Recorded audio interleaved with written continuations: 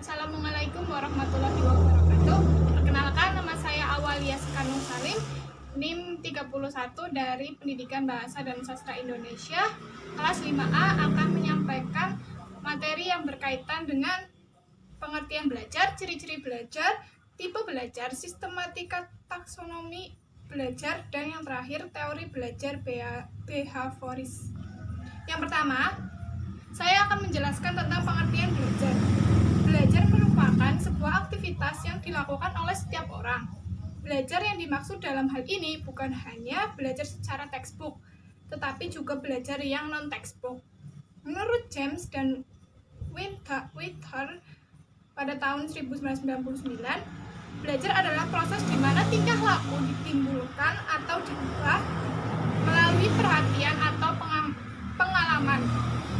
Pada dasarnya, belajar merupakan 1. Proses berpikir aktif. 2.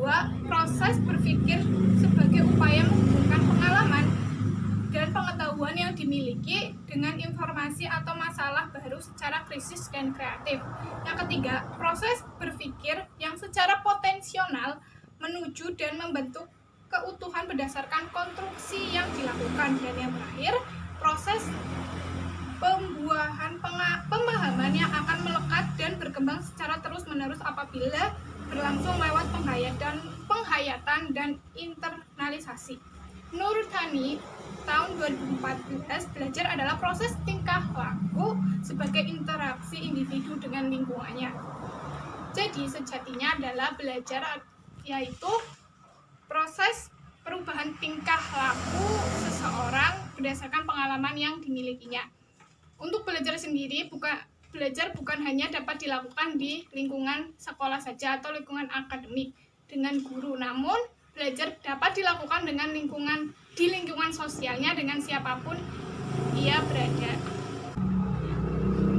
Belajar merupakan proses pengubahan tingkah laku. Perubahan tingkah laku yang paling sederhana adalah tingkah laku dari yang belum tahu menjadi tahu, dari yang belum paham akan sesuatu menjadi paham akan sesuatu. Tingkah laku lain yang memungkinkan dihasilkan dari belajar adalah tingkah laku belum bisa menjadi bisa atau belum bisa dan belum menjadi baik. Proses pengubahan tingkah laku itu terjadi melalui proses berpikir secara aktif.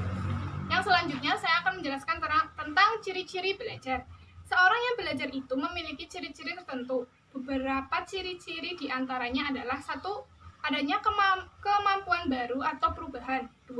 Adanya perubahan yang bersifat tetap dan dapat disimpan. Yang ketiga, adanya usaha. Dan yang terakhir, adanya interaksi dengan lingkungannya.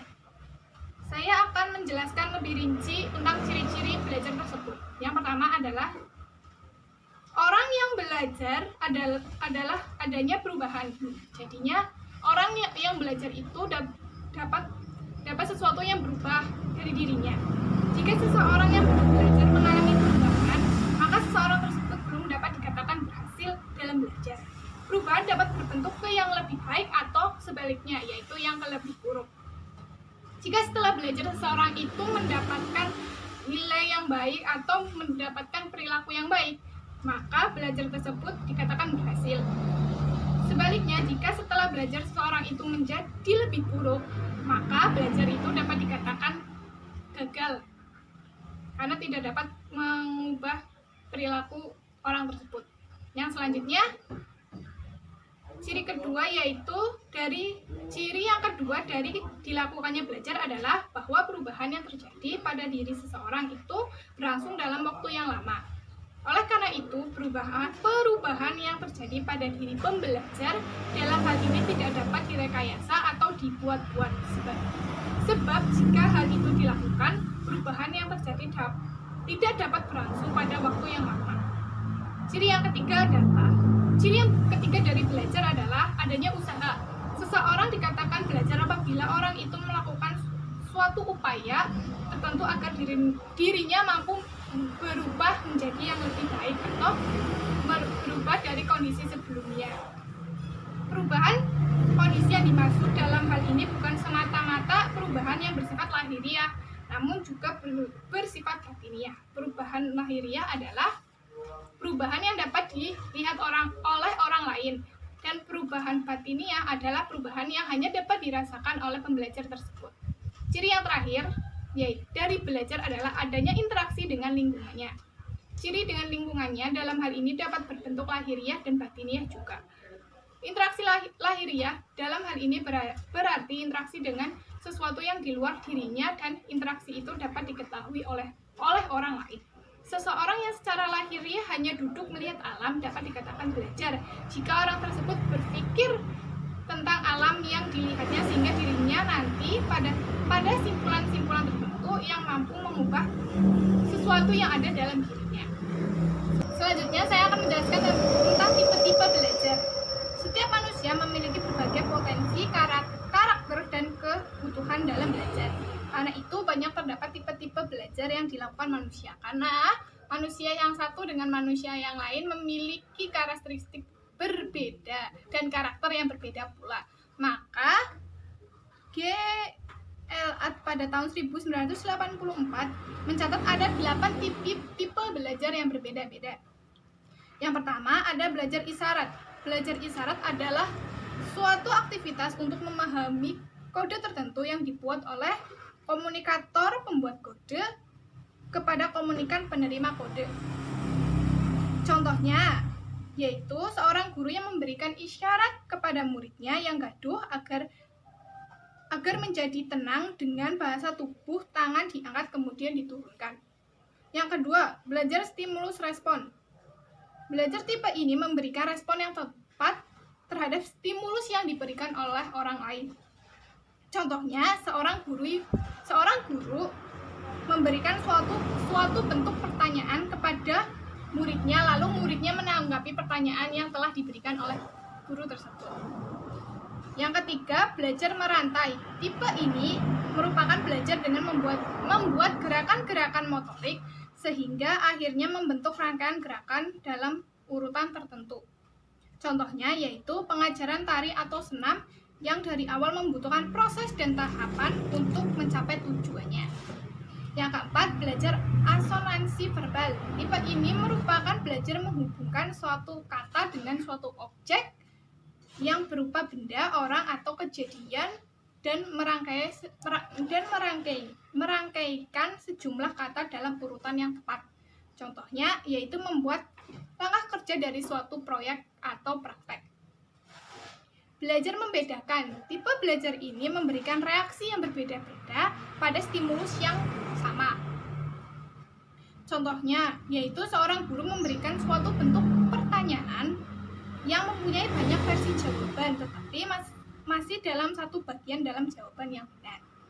Yang keenam, belajar konsep.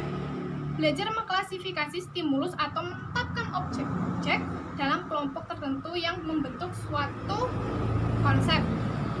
Contohnya yaitu memahami sebuah prosedur praktek uji bahan sebelum melaksanakan sebuah praktek.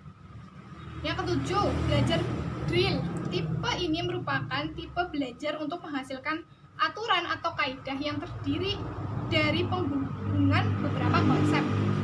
Contohnya yaitu seorang guru memberikan hukuman kepada siswa yang tidak mengerjakan tugas yang merupakan kewajiban siswa tersebut. Yang terakhir, belajar memecahkan masalah atau problem solving learning. Tipe ini merupakan tipe belajar yang menghubungkan beberapa kaidah untuk memecahkan masalah sehingga terbentuk kaidah yang lebih tinggi. Contohnya, seorang guru memberikan tugas kasus atau masalah kepada siswa-siswanya untuk memancing otak mereka mencari jawaban atas penyelesaian masalah tersebut. Yang selanjutnya ada sistematika jenis belajar. Berdasarkan Kamus Besar Bahasa Indonesia, sistematika adalah pengetahuan mengenai klasifikasi penggolongan. Sistematika jenis belajar berarti penggolongan jenis-jenis belajar. Menurut Gene juga membuat semacam statis jenis-jenis belajar, yaitu ada 5 jenis belajar. Yang pertama, jenis keterampilan intelektual adalah kemampuan seseorang untuk berinteraksi dengan lingkungannya. Yang kedua, jenis informasi verbal adalah kemampuan seseorang untuk menyatakan atau menceritakan suatu fakta kepada orang lain. Jenis Strategi kognitif adalah kemampuan seseorang untuk mengatur proses belajarnya sendiri. Yang keempat, jenis belajar keterampilan motorik adalah kemampuan seseorang untuk melakukan gerakan secara teratur dalam urutan tertentu. Terus yang terakhir, jenis belajar keadaan mental adalah kemampuan yang mempengaruhi seseorang untuk melakukan pemilihan dalam bertindak. Yang kelima adalah taksonomi belajar. Taksonomi belajar atau yang dikenal sebagai taksonomi Bloom adalah ahli pendidikan yang terkenal sebagai pencetus konsep taksonomi belajar. Taksonomi belajar adalah penggolongan tujuan berdasarkan domain atau kawasan tertentu. Dalam taksonomi Bloom terdapat 3 kawasan, yaitu kawasan kognitif, kawasan afektif, dan kawasan psikomotorik. Kawasan kognitif yang dikenal juga dengan cognitive domain adalah kawasan yang berkaitan dengan aspek intelektual atau secara logis yang bisa diukur dengan pikiran atau nalar. Kawasan ini terdiri dari 1. Pengetahuan, 2. Pemahaman, 3. Penerapan, yang keempat penguraian, yang kelima pemanduan, dan yang terakhir adalah penilaian. Yang kedua ada affective domain atau kawasan afektif atau kawasan yang berkaitan dengan aspek-aspek emosional seperti perasaan, minat, dan kebutuhan terhadap moral. Kawasan ini terdiri dari 1. Penerimaan, 2. Sambutan, 3. Penilaian, 4. Pengorganisasian, 5. Karakterisasi.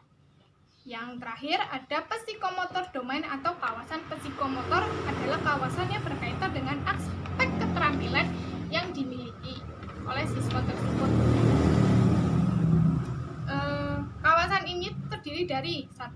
Penyampaian, 2. Peniruan, 3. Membiasakan, 4. Mengadaptasi. Yang selanjutnya saya akan menjelaskan tentang teori belajar behavioris atau teori belajar tingkah laku. Yang pertama adalah teori Trondijk. Teori kognitif yang dipelopori oleh Trondijk memandang bahwa yang menjadi dasar terjadinya belajar adalah asosiasi antara pesan panca indera dengan dorongan yang muncul atau tindakan. Ini artinya teori behavioris yang lebih dikenal dengan nama contemporary behavioris. Ini memandang bahwa belajar akan terjadi pada diri anak jika anak mempunyai ketertarikan terhadap masalah yang dihadapi. Siswa dalam konteks ini diharapkan pada sikap untuk dapat memilih respon yang tepat dari berbagai respon yang mungkin bisa dilakukannya. Menurut Trondijk, pada tahun 1874 sampai 1949, belajar akan berlangsung pada diri siswa jika siswa berada pada 3 macam hukum belajar sebagai berikut. Yang pertama ada law of readers, hukum kesiapan belajar. Yang kedua the law of experience, hukum latihan. Dan yang ketiga the law of effect, hukum pengaruh. Hukum kesiapan menjelaskan kesiapan seseorang anak dalam melakukan suatu kegiatan. Seorang anak yang mempunyai kecenderungan melakukan kegiatan tersebut, maka tindakannya akan melahirkan kepuasan bagi dirinya sendiri. Yang kedua ada hukum latihan, menyatakan bahwa jika hubungan stimulus dan respon yang terjadi akibatnya hubungan akan semakin kuat, maka makin lemah hubungan yang terjadi. Hukuman latihan pada dasarnya menggunakan dasar bahwa stimulus dan respon akan memiliki hubungan satu dan lain secara kuat. Yang selanjutnya hukum akibat atau law of effect menjelaskan bahwa apabila asosiasi yang terbentuk antara stimulus dan respon diikuti oleh suatu kepuasan, maka asonansi akan semakin meningkat.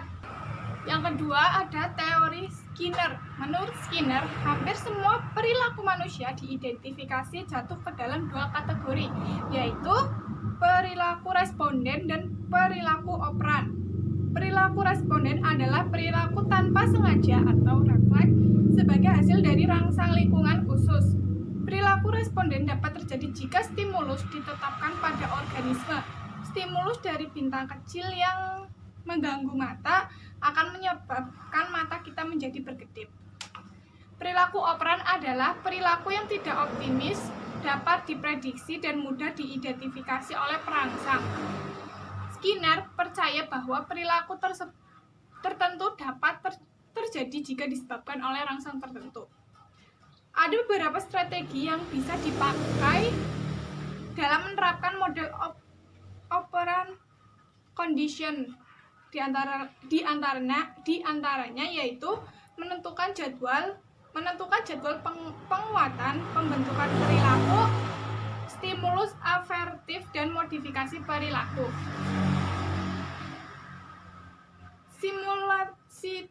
Stimulan avertif adalah penguatan yang tidak menyenangkan atau bahkan menyakitkan yang diperkirakan akan memperkecil kemungkinan diulanginya perilaku tersebut pada masa-masa selanjutnya.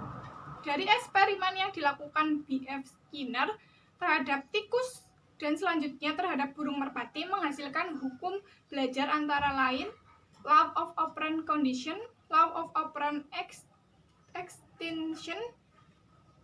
Menurut Skinner, sebagaimana dikutip oleh Saiful Saga dalam belajar ditentukan beberapa hal sebagai berikut. Pertama, kesempatan terjadinya peristiwa yang menimbulkan respon belajar. Kedua, respon pembelajar tersebut. Ketiga, konsekuensi yang bersifat menggunakan respon tersebut, baik konteksnya sebagai hadiah maupun teguran atau hukuman. Yang ketiga, teori Pavlov. Teori ini dicetuskan oleh Ivan Pavlovich Pavlov yang dilahirkan di Rajshahi, Rusia pada tanggal 18 September 1849. Teori ini kemudian menjadi landasan perkembangan aliran psikologi behavioris sekaligus meletakkan dasar-dasar bagi pengembangan teori-teori belajar lainnya. Klein menyebutkan ada 4 komponen dasar yang membangun teori condition Pavlov. Keempatnya adalah 1. Unconditioned stimulus, 2. Unconditioned response, ketiga conditional stimulus, dan keempat conditional response. Pavlov sendiri menurut Bauer sesungguhnya menggunakan kata unconditioned reflex dan unconditioned refleks sebagaimana diidentifikasikan dalam dua buku yang diterjemahkan ke dalam bahasa Inggris. Awalnya Pavlov menggunakan anjing sebagai media percobaannya. Awalnya Pavlov meletakkan daging di hadapan anjing. Seketika anjing mengeluarkan air liurnya dalam konteks komponen condition, daging tadi adalah unconditioned stimulus, dan keluarnya air liur karena daging itu adalah unconditioned response. Selanjutnya, Pavlov menghadirkan stimulus baru berupa lampu yang dinyalakan beberapa saat sebelum ia memperhatikan daging pada anjing. Hal ini dilakukan berulang-ulang hingga pada akhirnya hanya dengan menyalakan lampu tanpa diikuti dengan memperhatikan daging, anjing itu mengeluarkan air liurnya. Nyala lampu sebelumnya dipasangkan dengan daging tersebut. Daging disebut netral stimul, tetapi setelah dipasang dengan daging tersebut disebut conditioned stimul. Lalu yang berikutnya adalah teori yang terakhir, teori Bandura. Albert Bandura banyak terjun dalam pendekatan teori pembelajaran untuk meneliti tingkah laku manusia dan tertarik pada nilai eksperimen. Dalam pandangan belajar sosial, manusia itu tidak didorong oleh kekuatan-kekuatan dari dalam dan juga tidak dipengaruhi oleh stimulus-stimulus lingkungannya. Teori belajar sosial menekankan bahwa lingkungan-lingkungan dihadapkan pada seseorang secara kebetulan. Lingkungan-lingkungan ini kerap kali dipilih dan diubah oleh orang itu melalui perilakunya sendiri. Inti dari pembelajaran sosial menurut teori Bandura adalah permodelan. Permodelan ini merupakan salah satu langkah paling penting dalam pembelajaran terpadu. Ada dua jenis pembelajaran melalui pengamatan model. Yang pertama, pembelajaran melalui pengamatan dapat terjadi melalui kondisi yang dialami orang lain. Kedua, pembelajaran melalui pengamatan meniru perilaku model meskipun model itu tidak mendapatkan penguatan positif maupun negatif. Pada saat mengamati itu, seorang siswa dengan memperhatikan model dari sesuatu yang ingin dipelajari dan mengharapkan mendapat pujian atau penguatan apabila menguasai secara tuntas apa yang telah dipelajarinya. Lalu menurut Bandura, perilaku seorang adalah hasil interaksi faktor dari diri dan lingkungannya. Pandangan ini menjelaskan bahwa beliau telah mengemukakan teori pembelajaran peniruan. Dalam teori ini, beliau telah menjalankan kajian bersama Wilder terhadap perilaku anak-anak apabila mereka menonton orang dewasa memukul, mengetuk dengan palu besi dan menumbuk sambil bercerit-cerit dalam video. Proses peniruan selanjutnya adalah peniruan tingkah laku. Contohnya, anak meniru tingkah laku bersorak-sorak di lapangan. Jadi tingkah laku bersorak-sorak merupakan contoh perilaku di lapangan tersebut. Proses peniruan yang seterusnya ialah elistasi. Proses ini timbul apabila seorang melihat perubahan orang lain. Menurut teori belajar, pembuatan melihat saja menggunakan gambaran kognitif dari tindakan. Secara rinci, dasar kognitif dalam proses belajar dapat diringkas menjadi 4 tahapan, yaitu perhatian atau atensi, mengingat atau retensi, reproduksi atau gerak, dan motivasi. Sekian yang dapat saya sampaikan. Mohon maaf bila terjadi banyak kesalahan dalam penuturan ini. Saya Awalia Skanur Salim mengucapkan wassalamualaikum warahmatullahi wabarakatuh.